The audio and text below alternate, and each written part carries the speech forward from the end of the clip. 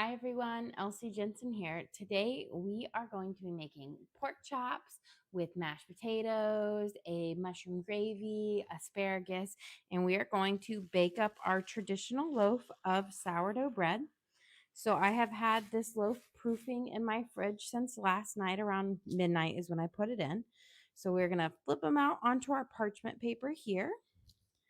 And then we're going to score him up and pop them in our heated Dutch oven that I've been heating up at 500 for the last like 45 minutes to an hour. So we're making an oval loaf today. I'm going to use my score here, and we're going to just do a nice big expansion score down the side. And then we're just going to keep it simple today. We'll just do our kind of wheat leaf design.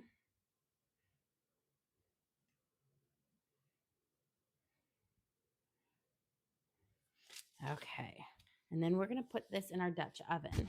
My Dutch oven is quite hot, so I want to make sure I use my gloves.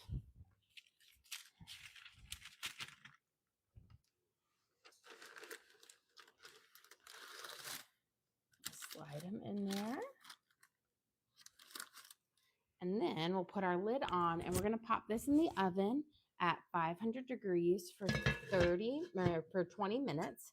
And then we'll take the lid off and cook it at 450 for 20 minutes. And that the first 20 minutes is going to get that steam going in there, heating it up, cooking it inside. And then that last 20 minutes is going to give you that nice golden crust. So we've got that in here. I'm going to set my timer for 20 minutes. And now we can start prepping our dinner. So this is our first sourdough that we've made since coming back from our big long camping trip. So I'm pretty sure I've rehabbed it well enough because I got lots of spring and everything like it. So I think we should get a pretty good loaf of bread out of it. Let's start by getting our potatoes peeled up, diced, and ready for our mashed potatoes. So for mashed potatoes, I really love a russet potato. It gives you that nice fluffy mashed potato. That's kind of my favorite way for it. If you use like the Yukon, like the gold potatoes, red potatoes, those are a bit more starchy or like sticky, I should say. And they give you more of a thicker, sticky mashed potatoes. Russets are going to give you those lovely fluffy mashed potatoes.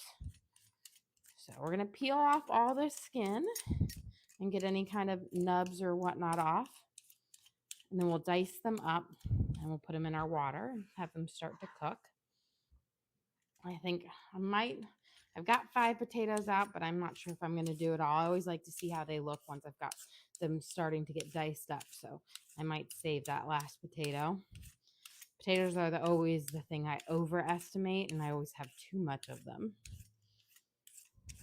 Because it thinks like, oh, one per potato per person. But one potato makes a lot of mashed potatoes. Okay. And these are pretty big. I prefer the bigger potatoes. It makes it easier to peel with. There we go. Get this guy kind of peeled up.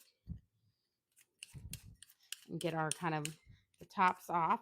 Now, potatoes are one of those things that you really can't prep ahead because they will turn purplish brown if they're sit out like in the oxygen too long in the air.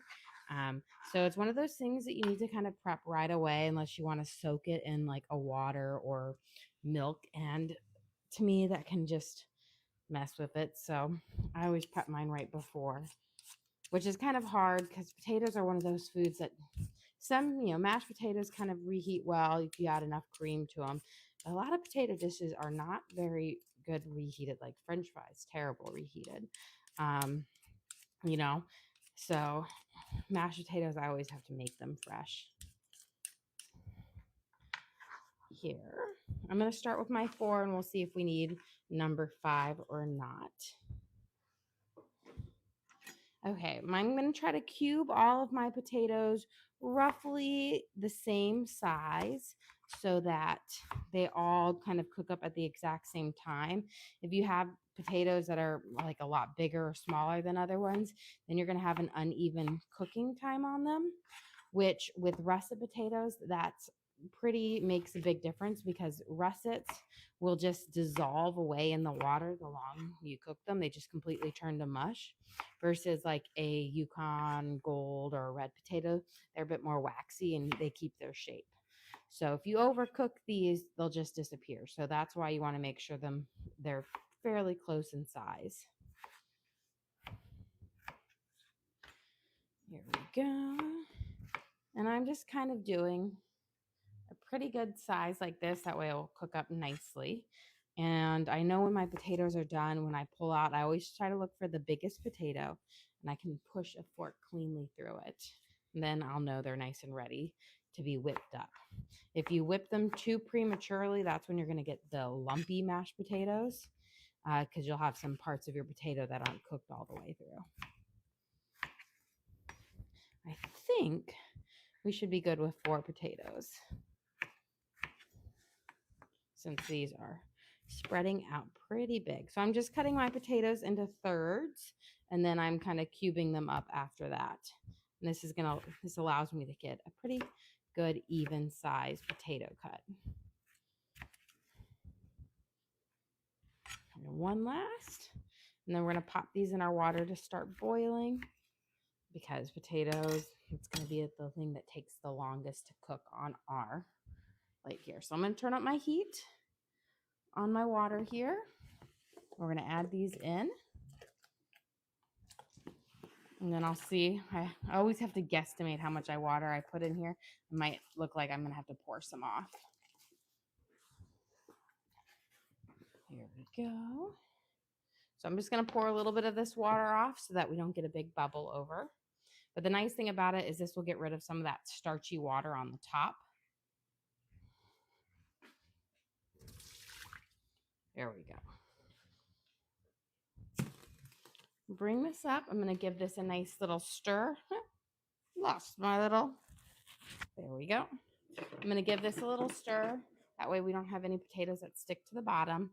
I do not add salt into my water as I'm boiling the potatoes because potatoes are like sponges and they'll just soak it up, but it doesn't give you that great flavor. I'd rather add it towards the end because I feel like I end up adding more salt if I do it that way.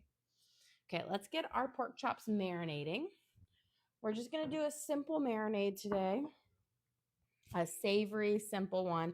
We've got Worcestershire, onion powder, Mrs. Dash's table blend, garlic, salt, and pepper. And then I'm going to grab some tongs and we're just going to season both sides up and then we'll flip and then let them sit for a little bit. Our pork chops will cook after we take our sourdough out of the oven, remove the lid. That's kind of be my timer for when I need to cook it next. So we're going to start and give a little bit of Worcestershire sauce on each one. You have a question? Have you ever tried pork chops with applesauce? I have had the like applesauce pork chops or applesauce pork tenderloin. And I think they're good. I just am not a sweet with my savory. I do not like fruit with my meat. It's like Swedish meatballs are typically served with lingonberries, and I do not like it that way. I like all of my food salty and savory. So I mean, I've had like ribs I can do a little bit sweeter on, but for the most part, I like to keep my more savory. Although I should always try it with my kids. I'm sure they'd all love it, and that would be the way we eat it from now on. I'm going to add in my onion powder. And this is going to give a nice little savory flavor to our meat. And then we're going to do Mrs. Dash's table blend. And I'm doing just a really nice kind of sprinkle over the top. There we go. And then I'm going to do another little bit of black pepper. Give a little bit of a kick, but not too spicy. And then last, we'll do a little bit of garlic salt. And then we're going to flip it over and we're going to do it on the other side. A little slight sprinkle. You don't need to go heavy on it. And then we're going to go. These aren't my super thick pork chops that I normally love to get. So these ones, I should be able to just pan-sear them up in the pan just fine. But a lot of times I get those really thick cut pork chops that are about that thick, about 1.5 inches. And with those, I'll sear off on both sides and I'll put them in the oven to finish off cooking so they stay nice and juicy. But these are a bit thinner, so I don't think we'll need to do that. And now we're going to do the exact same on the other side. We're going to do a little bit of Worcestershire. And this is going to kind of break down the fats in the pork. And it's going to make it nice and juicy. It has a vinegar base if you're not familiar with it. Our onion powder. There we go. Our Mrs. Dash's table blend. Cover it. I always just like it, have a nice covering on it. A little bit of black pepper. You have a question? Do you like Dale's seasoning? I do. I sometimes make our pork chops with Dale's. I have that. I use it like, a lot of times it's a good, when I run out of Worcestershire sauce, then I go to my Dale's because that's kind of like a soy sauce based Worcestershire sauce. I do like it a lot. And I feel like we have a couple videos where I've used Dale's in it. Okay, we've got our pork chops here and marinating. We'll let them kind of sit there and get up their flavors nice and delicious. And let's prep our asparagus to go in the oven. These are going to go in the oven for the last kind of 10 minutes that our sourdough bread is baking, but I'm going to prep them up now. So, we'll cut first and then I'll grab my baking sheet. So with asparagus, and you're going to feel like you're wasting, but you're not. You need to cut off the last inch of each one. This is going to be fibrous, really chewy, no good flavor, not a good texture. So don't feel like you're being wasteful, but you're going to want to do it because it's been cut from it, it's dehydrated, and it will be as if you're chewing on like a stick. So make sure you cut that off. And what I do is I simply just kind of line up all my asparagus here. And then I just take that bottom inch off because it's really no good. And I used to think, oh, that's so wasteful. It's fine. But then you get to the bottom of your asparagus and you're like chewing it. So cut that off and you'll have a much better asparagus. And then we're going to do, the second part of our bread cooks at 450. So we'll do kind of a quick roast on our asparagus then. But I do want to get them all ready. We're going to give a quick drizzle of olive oil over them. And we don't need much. A little goes a long way. So I'm going to do, just like about a teaspoon and a half-ish, not even. And then a little drizzle of garlic salt. And then a little bit of pepper. And then we'll roll these back and forth in that oil and those seasonings, and they'll kind of coat them up. But I find with asparagus, the seasonings stick on really well to it, so you don't need a whole lot. There we go. And now that we've got them, you just want to make sure that you've got them all touching your sheet so that they can kind of get their tender crisp without having, touching each other. I'll turn a couple this way so I have lots of space. There we go. And these will be ready to go in the oven in a little bit. I'm going to pop this right here. And now let's prep. We've got a few more things. We're going to prep our onion and our mushrooms because we're going to do this kind of mushroom onion gravy with our pork chops and our mashed potatoes. Kind of goes great on both. So I'm going to I got my yellow onion here. I'm going to cut off the tops and bottom, remove that whole kind of top layer. And then we are going to slice this up, and I'm going to do nice thin slices, and then I'm going to cut them in half so that they're not super long.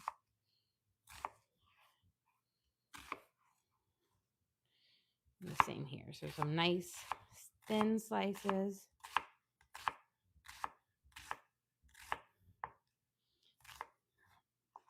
And then right down the middle. That way when they'll be sauteed up, but then when you're eating them, you're not going to have a long, super stringy piece of onion.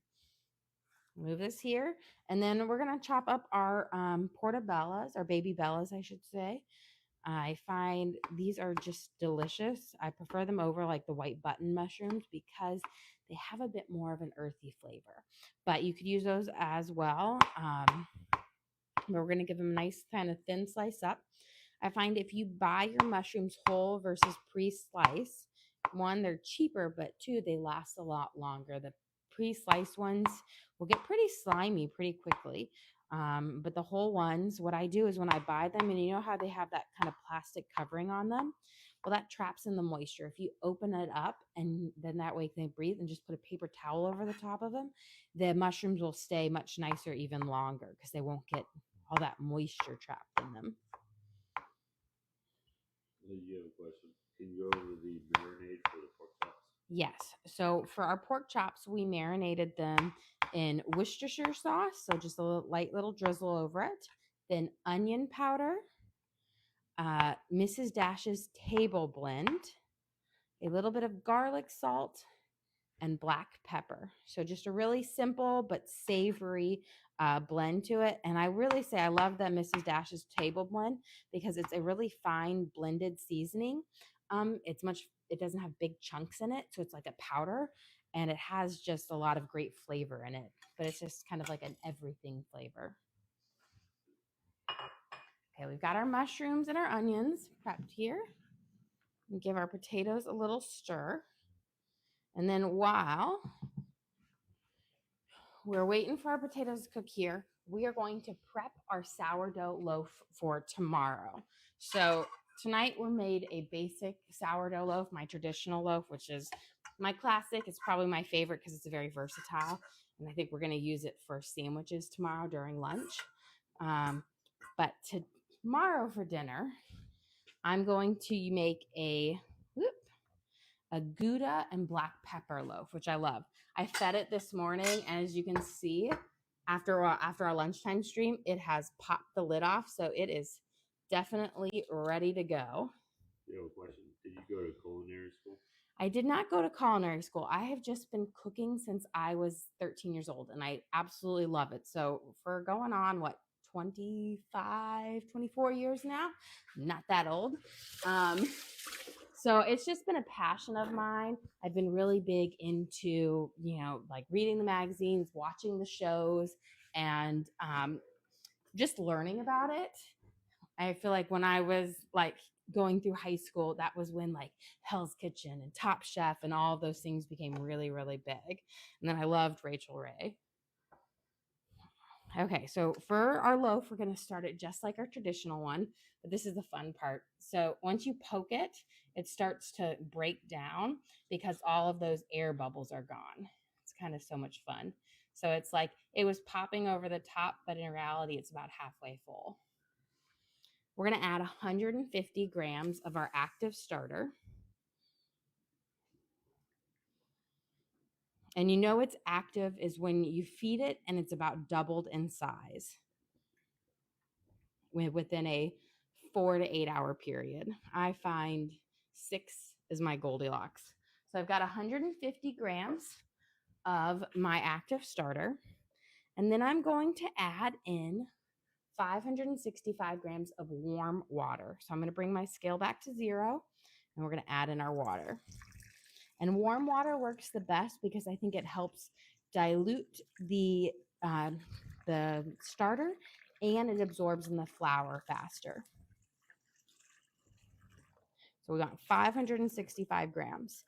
And the reason I use the metric system for baking bread and sourdoughs is it's much more accurate than the US customary system.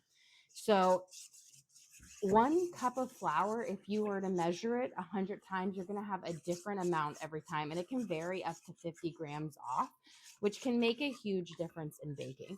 So I always use my digital scale and my bread turns out perfect pretty much every time. Versus when I used just like the measuring cups, there was a lot of variation and it didn't always work out as well. Okay, we've got it mixed into our water there. Now we are going to add in about a tablespoon of salt, which is about 15 grams, but I'm just going to eyeball it in my hands. We'll sprinkle that around. And then I'm going to give my potatoes a little stir here because they've got a good boil on it. And then you see how we've got a lot of this white foam coming up to the top? That's actually the potato starch. And I find if you just take a paper towel and you just kind of dip it around the edges, you can take that potato starch off, and that's going to prevent your water from really boiling over, but allowing you to keep it nice and hot. There we go. And then we are going to add 750 grams of our unbleached bread flour. So we'll scoop this out. And then I think my oven's about to beep, which means it's time for us to remove the lid. But 750 grams is about like 4.5 cups. But again, your cups can vary whether they're packed, have a pocket in them. So my scale is my best friend. A little bit more. There we go. Then we're going to add this to our mix. And then this is our base to our traditional loaf. And then we're going to add during our next, when we do our stretch and pulls, we're going to add in our black pepper and our Gouda, our shredded Gouda. But let's go get our sourdough out, take the lid off, take a little peek at it. And then we'll turn our oven down to 450, and it will be 20 minutes until it's nice and done. This is always the moment of truth, is if you have a good pop, now you're going to have a good finished product.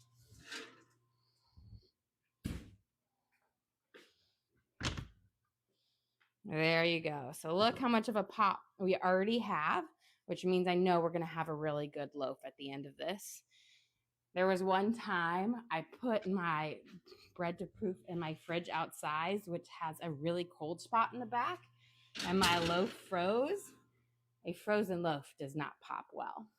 Okay, I'm going to bring my temperature down to 450. So it was at 500 with the lid on. I'm going to bring it down to 450, and then we're going to cook it for 20 minutes at 450. This is going to give it a light brownish golden crust. I prefer a lighter crust versus those deep rich crusts because I think the deep rich crusts become a bit too chewy, and then they're harder to eat. This way, when you have it nice and light and golden brown, it's chewy but not super crunchy, and it makes it great for toasting up too. Yeah, question. The dough you're working on, is that for tomorrow? Yes, this will be for tomorrow, and this is going to be, we're going to make a Gouda and black pepper loaf, which is one of our favorites. It's very simple, but the Gouda cheese is just very mild cheese, and then the black pepper just adds a little something extra. Okay, so when we do our stretch and pulls is when we're going to add in our cheese and our black pepper. So this is the first round of our thing. So our dough is made. It's a high hydration dough, which means it's really sticky, but that is not an issue. You just use wet hands to do your stretch and pulls. You don't do a traditional kneading. But we're going to let it sit until we are kind of done making our food, and then we'll add in, because you want to do stretch and pulls every 20 to 30 minutes for about 2 hours, so 4 rounds of it, to have the good kind of delicious bread. It develops that kind of gluten chain on there. Question. Do you ever buy bread at the grocery store? I do. I typically, those like loaves of sandwich breads, that soft bread, I buy that because I think that bread makes the best for making meatballs and a panade. So I do buy that bread at the grunt things. And then I will buy bagels because my kids like to have little bagel snacks. And although I do make homemade bagels, I prefer it's just easier because I'm not making them all the time. Okay, so I'm going to find a big potato here and I'm going to press through. You see how my fork went through that effortlessly? These potatoes are nice and good. So I'm just going to pull them to the side for just a second. And I'm going to grab a little bit of this starchy potato liquid because I'm going to mix it with some bouillon for my gravy base. And this with the starchy potato in it is going to have give you a nice smoother gravy, a little bit more starch so you don't have to use as much flour. So we're going to steal a little bit of this.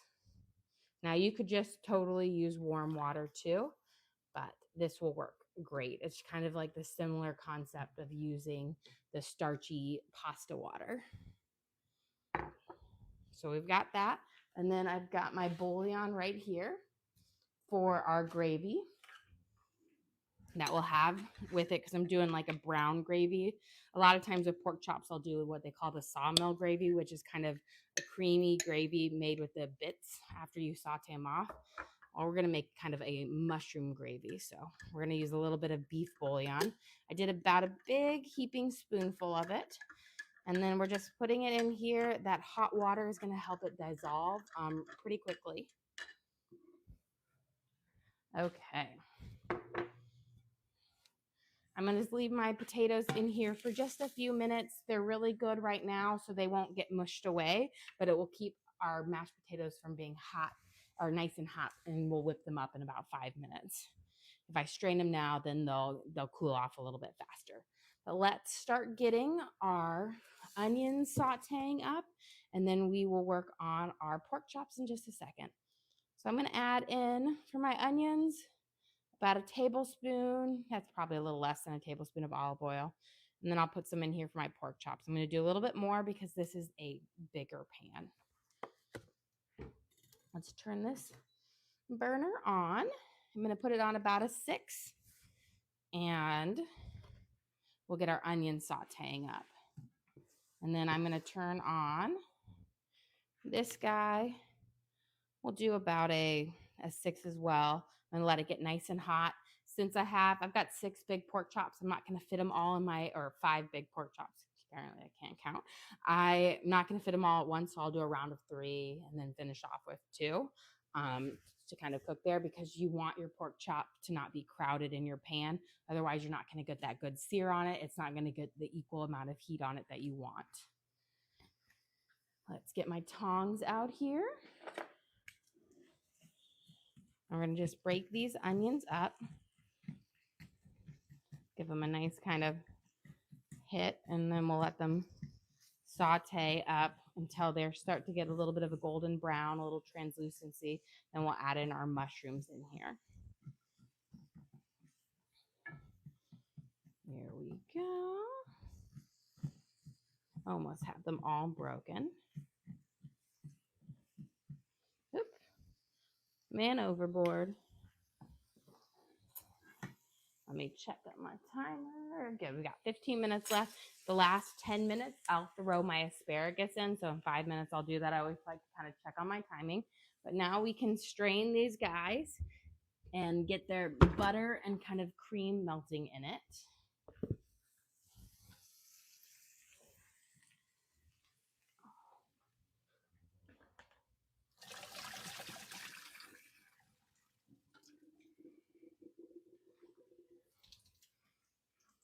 A little shake. And because this is a stainless steel pot, it's not a non-stick coating, I'm going to whip my mashed potatoes up in here and it will work out just great. If you have a non-stick coating, do not whip your mashed potatoes in there because you'll end up ruining your pan. But that's something I love about the all clad is I can just whip them up in there, no problem.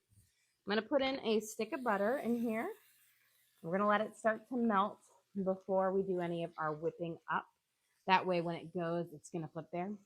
Room temperature butter works much better than cold butter. Cold butter, what happens is it melts, but it melts really slowly. This will melt a lot faster and incorporate a lot better. Let's check my heat of my oil here. See if it's ready. I'm going to use just a slight little drop to check it. We've gotten a good little sizzle on it, which means our oil should be nice and hot. So I'm going to put my first round of pork chops in, and I'm going to put my fattest pork chops in first because these pork chops will continue to cook after you remove them from the residual heat. So that means they'll cook even longer, and that way you want to use your thicker ones first so they don't get overcooked. And I'm just going to do 3 at a time for the first 3 here because I want them to get that heat equally. I don't want to crowd it where all the liquid comes out and then you have a wet, soggy pork chop versus a nice kind of crisp sear on it. And I'm cooking that on about a 7 right now. But when I once that skillet's truly heated up, I'll turn it down to a 5. Give these a nice little toss. You can still see they're starting to get a little bit more translucent. I still have several opaque ones or white onions. When they're white, they're still going to be firm and they're still going to be astringent, like pungent in flavor. As they become more translucent, that flavor mellows out and gets a little bit nicer and a little bit richer. I'm going to go grab a trivet so that I can whip up these mashed potatoes here. So, with mashed potatoes, you don't go diet style with them. You got to do them with cream, butter, and salt. It just makes the best ones. If I'm going to eat mashed potatoes, I don't want them done with milk. I want them done with cream to be nice and rich. We're going to put... Question. Why don't you cook the mushrooms at the same time as the onions? Onions are a vegetable. They need their minute in the pan. If I were to cook the mushrooms in here right now, the onions would not get a good caramelization on it. It would not heat up as well. They need to cook longer than the mushrooms because they're a firmer vegetable. But they also just need their own time to heat up in the pan to just get their great flavors out. If you crowd them with other things, then they're kind of just like a blah onion. If they get their time to caramelize, then you're going to get that rich flavor out that you can't get once you start adding in other vegetables because they're not getting enough direct heat on there. So I always say when you're sauteing up like vegetables or doing a stir fry, you always start with your onions and then you move to your next firmest vegetable. So like peppers or carrots or celery. And then you kind of slowly go to your less firm, and then your last ones are your juicier vegetables like a tomato. If you do it in that process and you give them more time, you're going to have a much better end product versus if you try to do them all at one time. They all have a kind of uneven, like different cooking times.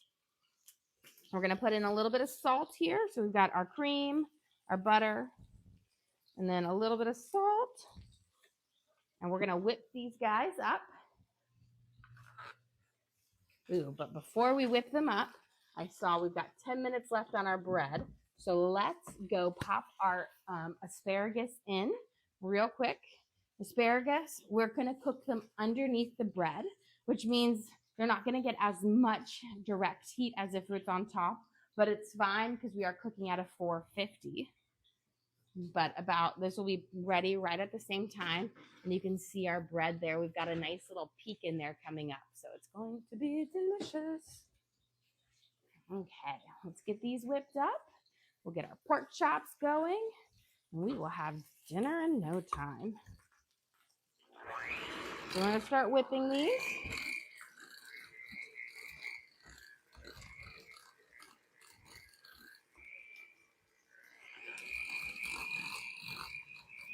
Go. Okay, so right now, just looking at my potatoes, I can tell that they're a bit dry, which means I need to add more cream in it. It's always hard to tell exactly how much you're going to need your cream in there when you're first until you start whipping, because some potatoes have leached out their starch faster and some have not. So don't be afraid to kind of go back in. That's why I always say mashed potatoes, you can't really like dictate exactly how much of an ingredient you need. You got to see it by the texture. This is more dry and I want it to be a smooth whip. But before we whip that again, get my onions.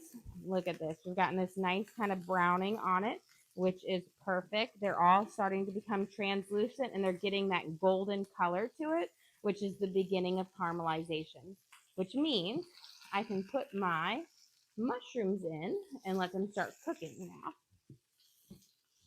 And now we can add these guys in here. And then we're going to flip our pork chops and let them kind of finish cooking up on the other side.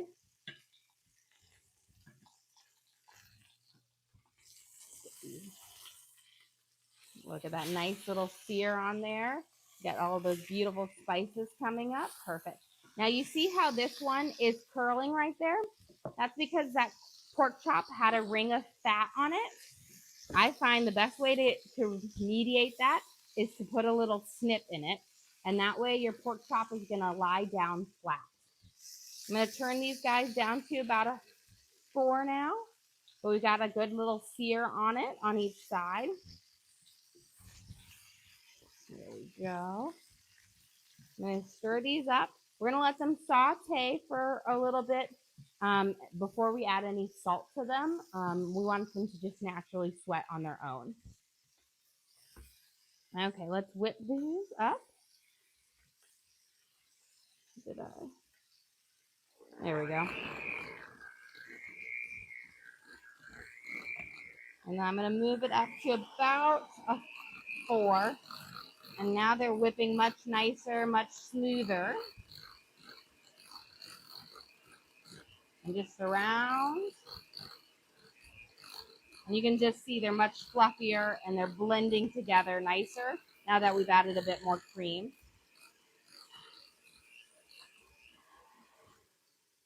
Okay. Let's get a little spoon. We'll taste them because you never know if you need to add more salt or anything. We'll add a pinch more salt and we'll do one more whip in a little bit. So, pinch more. We'll let it sit there, let it kind of bind together, and then we'll whip it one last time before we are finished with them. Okay, we got our mushrooms. Now I'm going to add in a little bit of butter into our mushrooms. This will give, we had the oil with the onions, but mushrooms are like little sponges and they soak it up. And I find butter gives you a little better flavor on the mushrooms than on oil.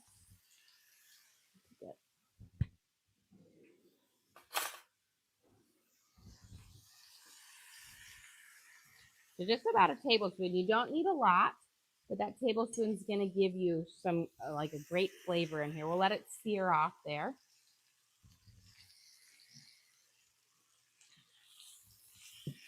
There we go. Getting a nice kind of cook on it. Looking good. These are almost done. I can tell by the feel of them that they're just about done. And with these thicker ones are going to sit, which means they're going to cook a little bit longer. Most people cook right to the doneness in the pan, but by the time that they've sat and they get down to eat, your meat has cooked even longer. So you want to cook it till right before it's ready, and then you let it sit for a few minutes, and that's going to give you that perfect juicy, but the perfect kind of temperature on it. Let me grab a little baking sheet here. And we're going to put these guys on here, kind of rest, and continue their cooking in the middle.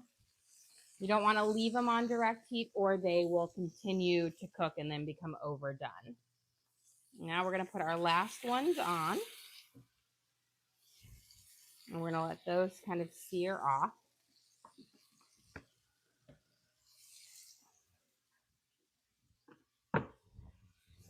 Okay, let's give our mushrooms a nice little stir here. You're starting to get that nice kind of browning and caramelization on them. While these are browning, I'm going to slide this guy up. Let's do our stretch and folds with our Gouda on here. Now, it is a high hydration bread, which means that it's sticky. So the way I deal with this is you just wet your hands up, and that way it won't stick to you. So I'm going to first start by making a little well, and this is where I'm going to put my black pepper. You're going to want about a half a tablespoon because you want that flavor to come out throughout your bread. And then we're going to add in our cheese. So I'm using shredded Gouda because it's really mild and it's not as oozy as a cheddar. It's delicious. Of course, it doesn't want to open on me right now. And we're going to just put in about, I want to say, like a heaping cup.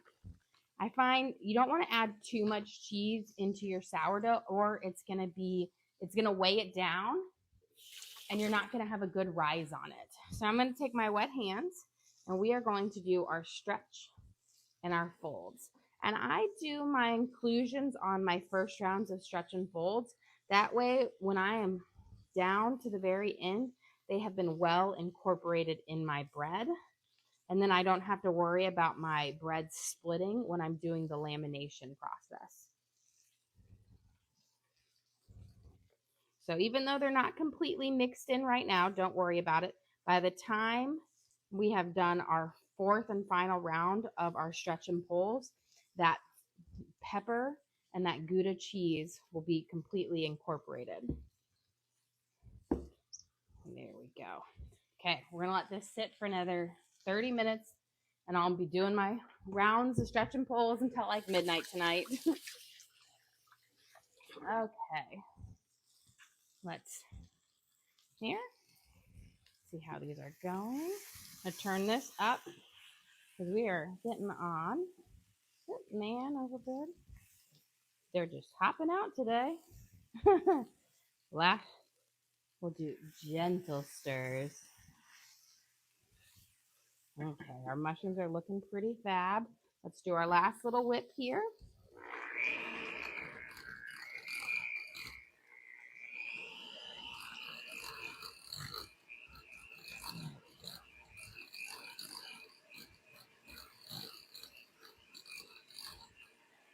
And I find doing my whip in stages allows that cream and the butter to marry into the mashed potatoes better for a smoother, fluffier mashed potato.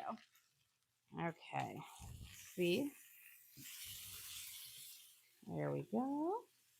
Got a nice sear on them. I'm gonna let them kind of cook off here. Give a nice little cook. Oh, I hear our bread. So we'll go grab that out of the oven. Before I head there, I'm going to make room because it's going to be coming in hot. And I don't want to get burned. We're done with this guy. Okay. Got my trivet.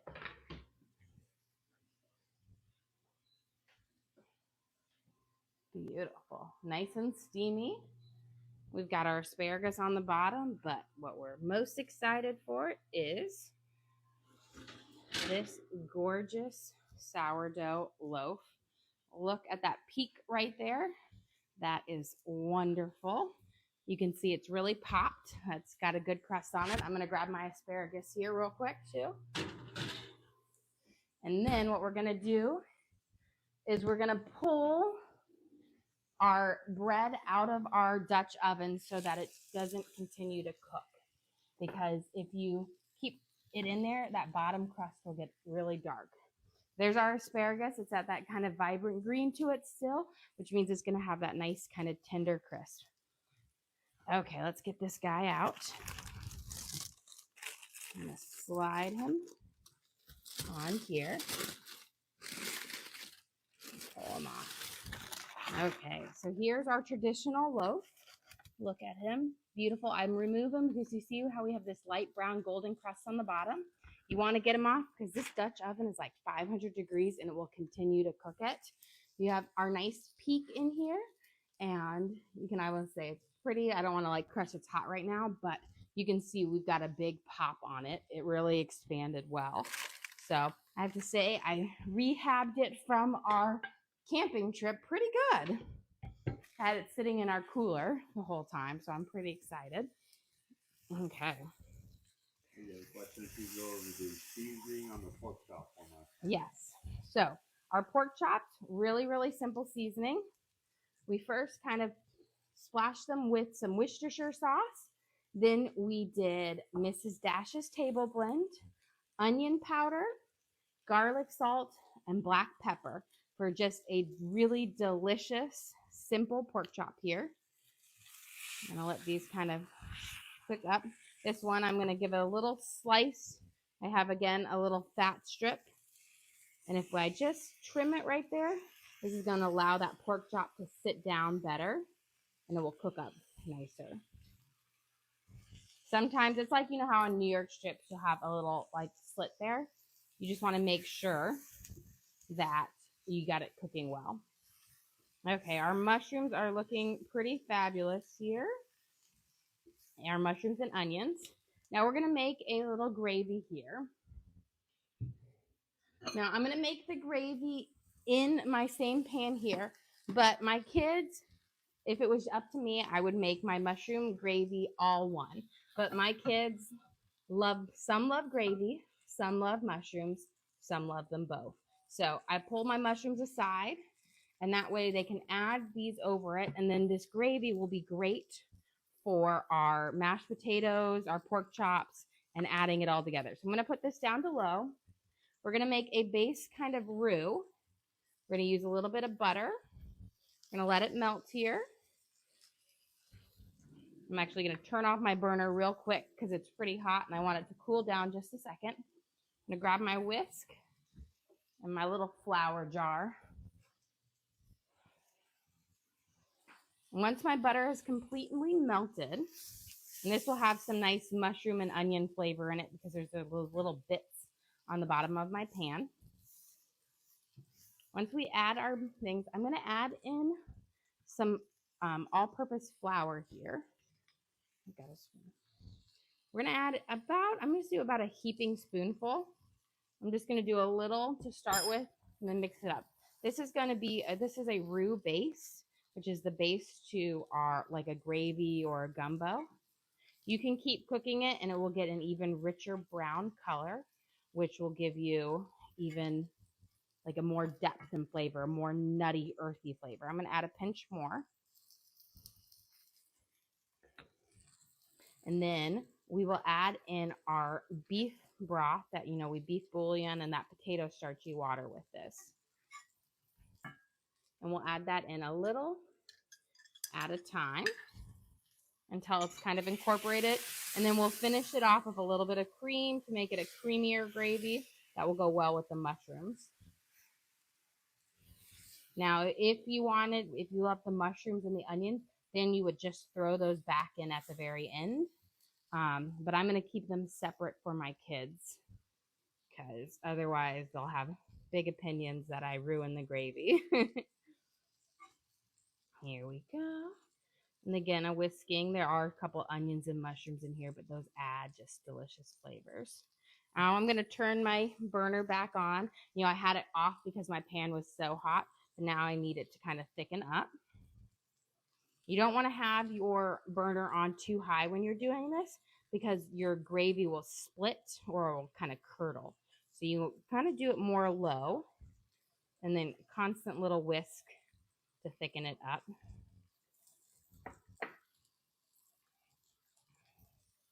There we go. Check on my pork chops here. These are looking pretty good. I'm going to do a little slit on this one. Anytime they curl up, that's what it is. It's that little fat piece. And this will just help it cook more evenly. Okay. Now I'm going to add just a teensy bit of cream. A little bit of cream goes a long way in gravy. You don't need to add a whole bunch to give you that richer flavor to it. Just about a tablespoon or so will really make it a much richer gravy. As you can see, how little cream kind of turned that into a richer kind of look to it. Okay, this gravy is looking pretty good. Grab a little spoon here. Perfect. It doesn't need anything else. Okay, these guys are just about done, so I'm going to just turn them off and let them sit. But we are ready to serve up dinner. Okay, let's see. I'm going to see where I'm going to start. Let me get my spoon for my mashed potatoes. I'll do my shovel because he's just nice. Grab a pair of tongs for the asparagus. And I think I've got everything else ready. Okay, let's get this show on the road. Let's start with a nice big heaping kind of spoonful of our creamy mashed potatoes made with russet potatoes. That's going to make an extra fluffy mashed potato. And then we will serve it with our pork chop. And then I'm going to coat for me a nice big serving of mushrooms and onions on it. And then we will finish this off with a nice ladle of gravy over both of them, because who can't ever have enough gravy? And then we've got to have some green on our plate. Have a nice little bundle of asparagus. And then we will serve that up with our sourdough bread, which I'm excited because it's been sitting for a good 5 so minutes, so it should be ready to cut in. You never want to cut your sourdough right out of the oven, because if you do, you're going to end up with a gummy sourdough. You need a couple minutes for it to steam off. But this one is looking like a beautiful loaf here. Look at that crumb on there, how delicious it looks. So we'll be having this bread with our dinner tonight. Well, guys, thank you so much for joining us here today. Don't forget to like and subscribe. I try to do live cooking shows every single day, show you what we're making for our family, and hopefully teach you guys something along the way. Again, we do upload all of our videos to the link on our page, so if you ever want to recreate any of these recipes at home, you can just go to that link, search for what we cooked for, so pork chop dinner, and watch along with me and cook along with me again. We also have a link to our Amazon storefront, which has all of our cooking gadgets. So I have my hex-clad pans in there, my all-clad set, all the different cooking gadgets and utensils I use in the kitchen I have added into my storefront for you guys to check out. Well, guys, thanks again for joining us here today. Don't forget to like and subscribe.